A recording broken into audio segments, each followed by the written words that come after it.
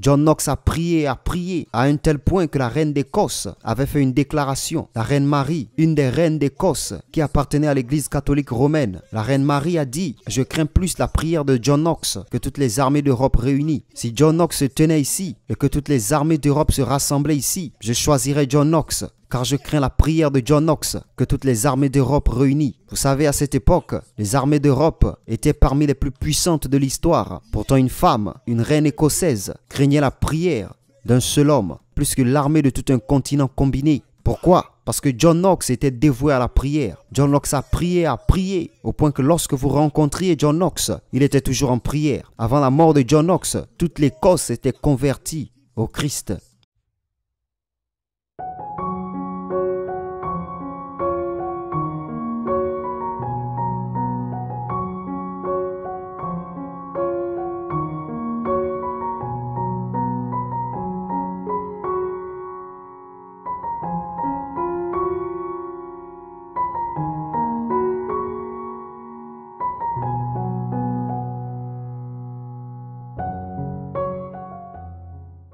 Combien d'entre vous ont entendu parler de David Brainerd? Un homme rempli de l'esprit de feu de Dieu. Un homme consumé par l'esprit de prière. David Brainerd a prié, à un tel point que tout son quartier savait que David Brainerd était un homme de prière. Il n'y avait aucun moyen de venir en sa présence sans être emporté par l'esprit de prière. On raconte qu'un jour, David Brainerd se rendit dans un village particulier pour prêcher l'évangile. Il était le seul homme qui ne comprenait pas la langue. Il ne pouvait pas parler la langue dans ce village. Et le seul homme disponible dans ce village pour faire l'interprétation était un païen. Il a prié, jusqu'à ce que le païen a accepté de faire l'interprétation. Maintenant, le miracle, c'est que David Brainerd, par la prière, un homme qui était ivre, fut utilisé pour faire l'interprétation. Et tout le village donna sa vie à Christ grâce à la prière. Les ivrognes ne sont généralement pas respectés dans les villages. Mais dans le cas de David Brainerd, l'ivrogne qui faisait l'interprétation a conduit les hommes à donner leur vie à Christ. Pourquoi? Parce que cet homme était un homme de prière. Il avait consacré sa vie à la prière. Et il y avait aussi ce jeune homme, appelé David Nash, plus connu sous le nom de Father Nash, un homme qui s'associait avec Charles Finney par la prière et traitant sur le règne de la terre. Sur le lit de mort de Father Nash, il disait « Je suis en manque et je meurs à cause d'une soif pour la prière.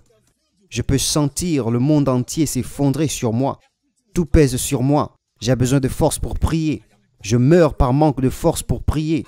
Je ne peux pas faire autrement que de prier. » C'était un homme qui avait consacré sa vie à la prière. Il priait pour les âmes. Quand Charles Finney avait un programme, Father Nash partait en avance. Parfois 2 ou 3 semaines, il y allait avec le frère Clark pour prier. Il priait parfois 2 semaines, 3 semaines avant que Charles Finney n'arrive. Et lorsque Charles Finney arrivait sur le terrain de la croisade, un simple message suffisait pour que les gens affluent pour donner leur vie à Christ. Les gens priaient et les gens pleuraient pour la miséricorde de Dieu. Ils couraient à l'autel pour donner leur vie à Christ. Pourquoi? Parce que la bataille avait été gagnée sur les genoux de Father Nash et non depuis la chair de Charles Finney. Donc Father Nash a prié. Un jour, il entra dans un hôtel particulier et quand il y entra, le propriétaire de l'hôtel s'attendait à ce qu'il sorte la nuit suivante. Mais il ne sortit pas. Pendant 3 jours, Father Nash restait allongé par terre. Et le propriétaire de l'hôtel venait observer et voir Father Nash prier. Un jour, il priait. Le 2e jour, il priait toujours. Le 3e jour, il priait. Le 4e jour, il priait toujours. Alors le propriétaire alla voir Charles Finney et lui demanda « Connaissez-vous Father Nash ?» Et Charles Finney répondit « Oui. » Quel genre d'homme est-ce? Depuis plus de 3 jours, il est allongé en train de prier et de pleurer, sans nourriture, sans eau. Vous devez lui parler. Un homme qui se consacrait à la prière. Et vous savez quel était son sujet de prière? C'était les âmes, pour que les âmes soient gagnées. Il disait « Le monde entier est en train de tomber sur moi parce que je manque de force pour prier. » C'était son lit d'agonie. On parle aussi de John Knox, un homme qui a prié. Je sais que vous avez entendu parler de John Knox, un homme qui priait et qui était connu par cette déclaration. Donne-moi l'Écosse ou je meurs. Il disait, j'ai besoin de l'Écosse. Donne-moi l'Écosse ou je meurs. Car cette Écosse, je dois la prendre par la prière. John Knox a prié, à un tel point que la reine d'Écosse avait fait une déclaration. La reine Marie, une des reines d'Écosse qui appartenait à l'église catholique romaine. La reine Marie a dit, je crains plus la prière de John Knox que toutes les armées d'Europe réunies. Si John Knox se tenait ici et que toutes les armées d'Europe se rassemblaient ici, je choisirais John Knox. car je crains la prière de John Knox, que toutes les armées d'Europe réunies. Vous savez, à cette époque, les armées d'Europe étaient parmi les plus puissantes de l'histoire. Pourtant, une femme, une reine écossaise, craignait la prière d'un seul homme, plus que l'armée de tout un continent combiné. Pourquoi? Parce que John Knox était dévoué à la prière. John Knox a prié, au point que lorsque vous rencontriez John Knox, il était toujours en prière. Avant la mort de John Knox, toute l'Écosse était convertie au Christ.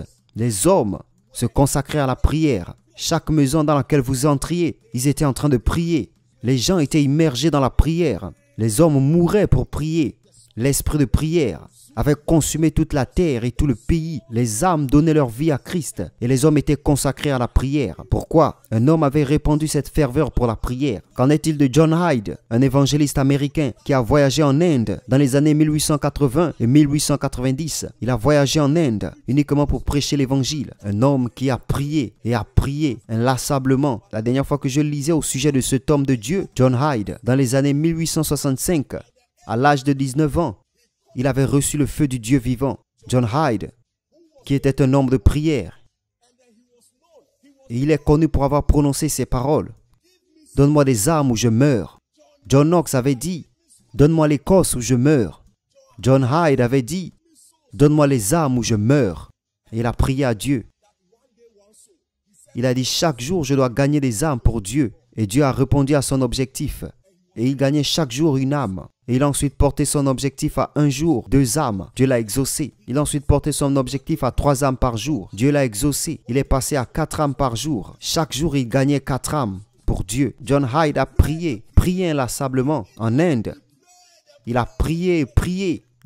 Dans les années 1904, John Hyde a organisé un programme dans l'une des villes d'Inde. Et dans cette ville, il était dit que personne n'osait organiser un programme sans en subir les conséquences. Les gens avaient peur, même d'installer une scène. Alors parler d'organiser un programme. John Hyde a organisé un programme. Et tous craignaient pour sa vie. Après avoir prié encore et encore sur l'autel de prière, John Hyde est venu au programme avec seulement 3 mots. Plus de 100 000 personnes se sont tournées vers Christ. Et la ville pleurait pour la repentance. Il pleurait pour la repentance. Ils imploraient la miséricorde. Une ville où aucun homme de Dieu n'avait jamais osé entrer et survécu. Après qu'un homme soit apparu et ait prononcé seulement 3 mots, la ville était à genoux, pleurant pour la repentance. Dans les années 1911, John Hyde a prié, puis il a quitté l'Inde pour l'Amérique. Et quand il est arrivé en Amérique, vous savez ce qu'ils ont dit? Ils ont dit que les médecins avaient examiné John Hyde et découvert que son cœur avait glissé du côté gauche vers le côté droit, car il avait l'habitude de s'allonger sur le côté droit en priant. Il priait pendant des jours, des heures sans s'arrêter, au point que le cœur avait changé de côté. Il est allé à l'hôpital. Les médecins ont vérifié et ont découvert que le cœur n'était pas à l'endroit où il était censé être. Alors ils lui ont conseillé de cesser de parler. Mais il a dit non. Il a prié à nouveau. Et le cœur est revenu à sa place. Il a juste dû changer de position. Il a dit, regardez, si je change de position, il reviendra à sa place. Il a changé de position et prié. Et le cœur est revenu à sa place. Dans les années 1912, John Hyde est mort à l'âge de 47 ans. Vous savez, quand il est mort, les médecins ont dit qu'il avait prié jusqu'à ce que la gorge, le cœur et tous les organes internes du corps avaient lâché à cause de la prière. Un homme a prié à un point que ses organes internes ont cédé à cause de la prière. Les hommes peuvent prier. Qu'en est-il d'Evan Roberts, un autre évangéliste américain, un homme qui a prié? Il était l'un des revivalistes les plus connus des jours du réveil de Galles. Il était l'un des revivalistes les plus connus. Vous savez quoi? Il a prié, car il était là. Puis un homme de Dieu, nommé évangéliste Joshua, est venu prêcher. Et lorsque l'homme de Dieu a prêché, il était dans la croisade. Et après que l'homme de Dieu ait fini de prêcher, il a offert une prière en disant « Dieu, brûle-nous ». Quand Evans Roberts a entendu la prière de l'homme de Dieu, il est venu devant pour se joindre à lui et a dit « Seigneur, brûle-moi, Seigneur, brûle-moi ». Il a prié cette prière pendant des heures. Il a dit qu'après avoir fait cette prière, il a senti prier pour que Dieu l'utilise, car l'Esprit du Seigneur était venu sur lui. Il a dit qu'il souhaitait faire tout ce qu'il pouvait pour Dieu, afin que Dieu lui donne une occasion d'aller partout pour gagner des âmes. Il voulait prier, supplier Dieu de l'utiliser. Il a prié. Il est arrivé un moment où la ville de Galles, il a offert des prières. Il a prié, au point que toute la ville, tout le monde dans cette ville, a donné sa vie à Christ. Il a été dit que les bars à bière ont été fermés.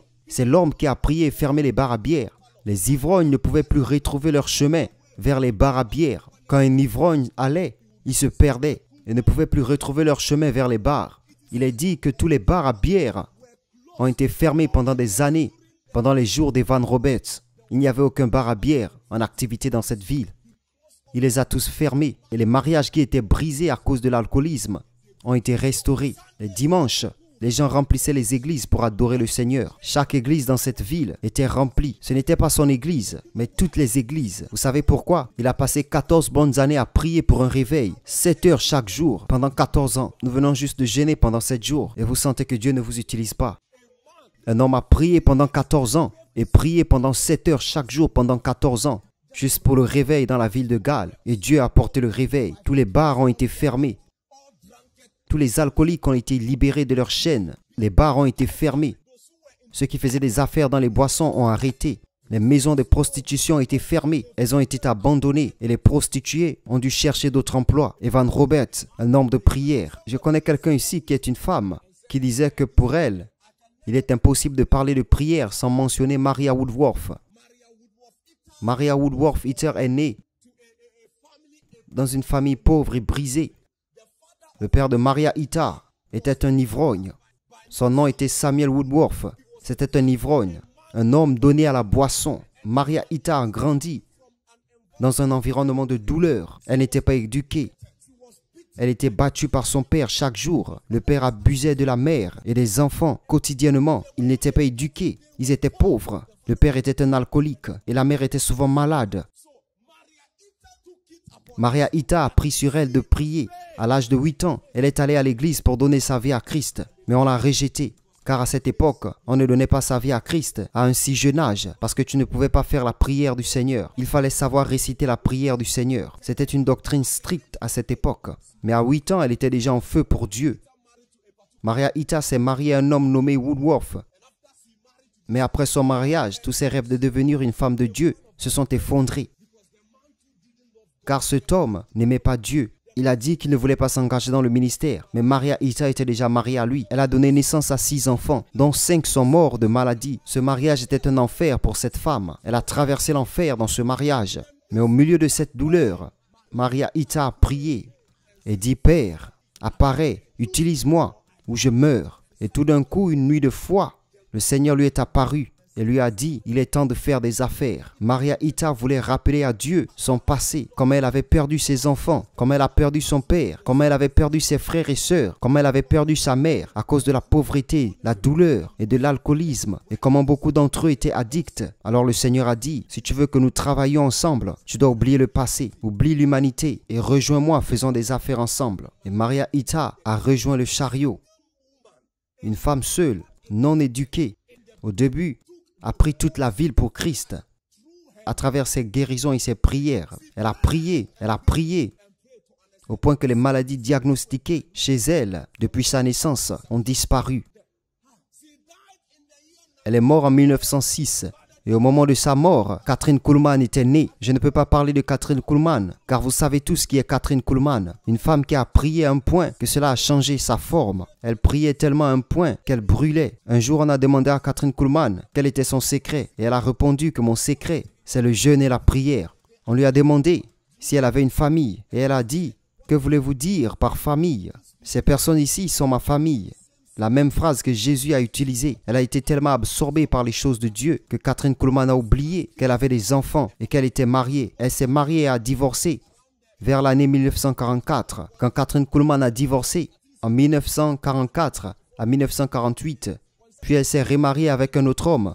Et Kathryn Kuhlman a dit, quand elle s'est remariée à cet homme, c'est comme si le Seigneur l'avait laissée. Pourtant, Kathryn Kuhlman n'avait jamais abandonné. Vous savez, elle a traversé des douleurs. Elle a fait face au rejet à cause de son mariage. Elle a vécu des moments amers à cause de son mariage. Il est arrivé à un point où Kathryn Kuhlman a marché jusqu'à la fosse aux lions, juste comme Daniel. Elle est allée dans un zoo en exigeant que les lions la dévorent. Et puis les lions dans ce zoo sont venus et l'ont senti et sont partis. Parce qu'aucun lion ne peut manger un homme de prière. Dans les Écritures, il est écrit que les hommes qui prient, la fournaise de feu ne peut rien leur faire. Les hommes qui prient, les lions ne peuvent peuvent pas les manger. Les hommes qui prient, vos problèmes ne peuvent pas vous dévorer. Quand vos problèmes commencent à vous dévorer, sachez que votre vie de prière est morte. Elle est allée dans un zoo. Les lions sont venus, l'ont senti et sont repartis parce qu'ils n'étaient pas intéressés par le sang de Kathryn Kuhlman. Et Kathryn Kuhlman a été de nouveau révigorée dans les années 1949. Kathryn Kuhlman a été révigorée à nouveau. Et le réveil de Kathryn Kuhlman, c'était après qu'elle s'est séparée de l'homme illégal qu'elle avait épousé. Après ce renouveau, elle a prié, prié. La silhouette de la femme a changé, passant d'une femme droite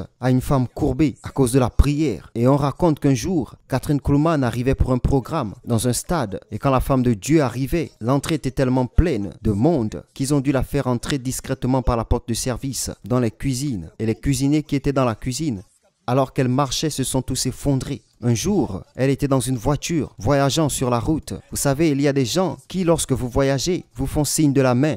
Elle a baissé la vitre pour leur rendre leur salut. Et les gens à qui elle a fait signe dans la rue sont tous tombés. Ils se sont évanouis juste par la présence d'une femme. Un jour, elle se rendait à un programme. Il est dit que ce jour-là, elle a prié pendant plus de 17 heures. Et elle a dit, Christ Jésus, si tu ne viens pas avec moi à ce programme, je n'irai pas. Il est dit que le programme avait lieu dans l'Ohio. Il y a un État aux États-Unis d'Amérique appelé Ohio. C'est là que le programme se déroulait. Elle était en route pour le programme après 17 heures de prière. Et le Seigneur Jésus lui est apparu et lui a dit, lève-toi et allons-y. Elle était maintenant en route dans la voiture. Et ils l'ont appelée en disant, femme de Dieu, viens vite. Il y a plus de 24 personnes handicapées. Lorsqu'ils ont entendu que Kathryn Kuhlman avait quitté l'hôtel, rien qu'en quittant l'hôtel pour se rendre au programme, 24 fauteuils roulants ont été apportés sur la scène. Les handicapés se sont levés parce qu'ils avaient entendu que Kathryn Kuhlman avait quitté l'hôtel. Et elle est en train d'arriver. Quelle femme! À travers quoi? La prière. Des hommes ont pris des villes pour Dieu. Certains prient de mauvaises prières. Vous avez entendu John Knox dire « Donne-moi l'Écosse où je meurs ». Il a d'abord pris son village avant de faire cette prière. Quelqu'un dit « Donne-moi le Ghana où je meurs ». Pourquoi votre père et votre mère ne sont-ils pas encore sauvés? Retournez dans votre village et commencez par votre village.